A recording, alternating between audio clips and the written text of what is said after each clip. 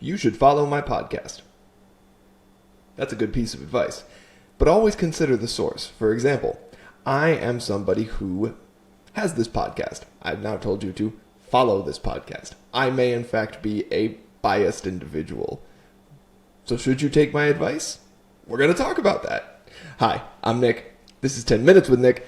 And today we're going to do 10 minutes on taking advice. Now, I've already talked about 10 minutes on coaching and people who make great coaches. I've also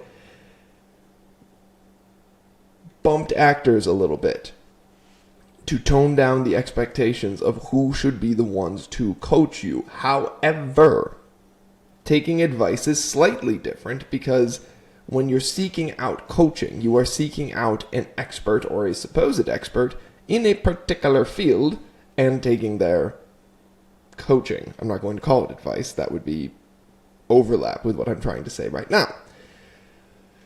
So what do I mean by advice? Well, we all seek out people who aren't necessarily like our coaches, our gurus, our rabbis, whatever.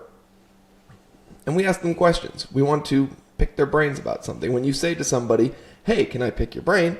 You're asking for their advice. I hope you're not literally asking to pick their brain. That would be gross. Also very murdery.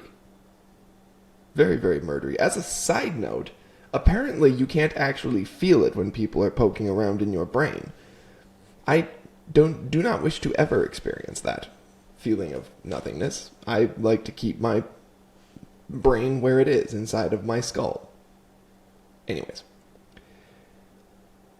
So why am I offering, well, frankly, I'm offering advice on advice. Why am I doing that? Well, because you always need to consider carefully who you ask for advice in the first place, and in the second place, the source of when you're getting that advice. Now, let's frame this in terms of actors, because the acting journey is a long, lonely process, and along the way, you want to find people who are farther along in the process and take in their advice.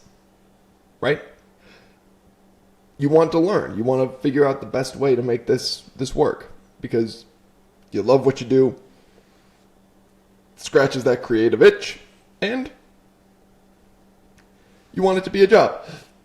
I'm drinking coffee this morning, and it apparently is giving me the hiccups. As I say that, I'm going to take another sip of coffee. So you say all these things. You want to know all these things. And you can't always talk to your coach because you have to pay your coach. So you're going to somebody who will give you advice for free. Now, point number one to remember. Advice is worth what you pay for it. Advice is worth what you pay for it. Now, the reason coaching is called coaching is because you're seeking out, essentially, I hate to use the same word twice, but you're seeking expert advice. So you are paying money to get the information that person has. Now, you need to decide if that information is worth the money you're paying for it, but let's assume for the sake of argument that it is. So that is the highest level advice you can get. However, you don't always want to pay upwards of $100 an hour for that kind of expert advice, right?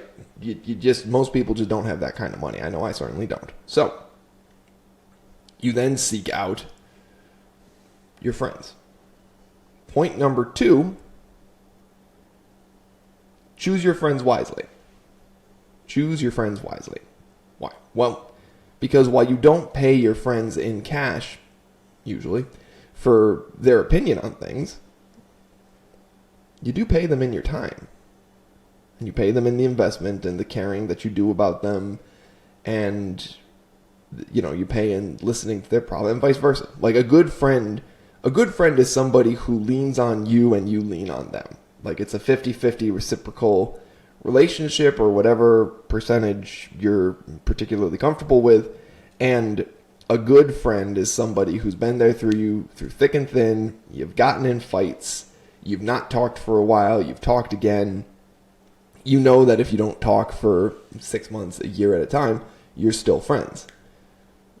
That's a good friend. And if you have one of those, then you've paid a pretty steep price, a price that you are happy to pay, but a steep price, meaning that you've put in a lot, and that advice that comes to you is something that you've paid for. And you can trust it. You can at least trust that they are giving you the best knowledge they have.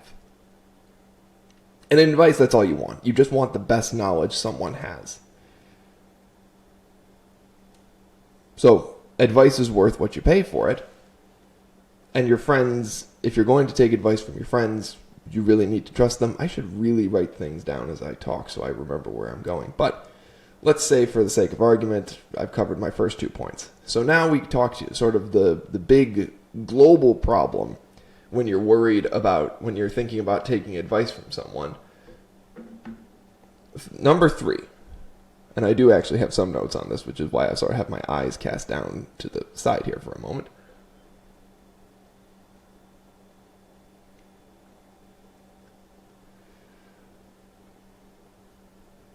Point number 3, actually, is something I'm going to steal from a very wise writer I got to sit down with a month back or so now. But a very wise writer, connection through my older sister, who has a lot of experience in the Hollywood area. He's worked on a number of... I'm trying not to name drop because I don't have nearly enough clout to even be allowed to name drop him, but he's worked on a number of major projects as a writer, as a producer. He's very knowledgeable. And a lot of his advice was, story structure and working on making sure your characters are interesting and people want to see the story as they unfold. But his advice, like his non... I will say his non-technical advice was what I'm going to steal and make my point number 3. If you see the Buddha on the road, kill him. Now, we here at 10 Minutes with Nick do not advocate murder. We do not. We do not advocate murder. We do not advocate theft. We do not advocate any crime. Nor do we advocate being mean. Do not be a big meanie. Don't be a small meanie either. Don't be any kind of meanie. Just be nice. Or don't be nice, but don't interact with people. You can be as big of an asshole as you want, but just don't be mean. Just think it. Keep it in your head. No one will ever know. When you're walking down the street and you see someone and you think they're wearing a stupid hat, don't tell them. Just think to yourself in your head, wow, what a stupid hat, and move on. They'll never know. I'll never know. God will know. And you will be judged. But honestly, if it was a stupid hat, God might just say, bro, why you gotta be so mean? Anyways, if you see the Buddha on the road, kill him. What's the point of that? It might be, put another way, if you see the Buddha on the road, keep walking. Why?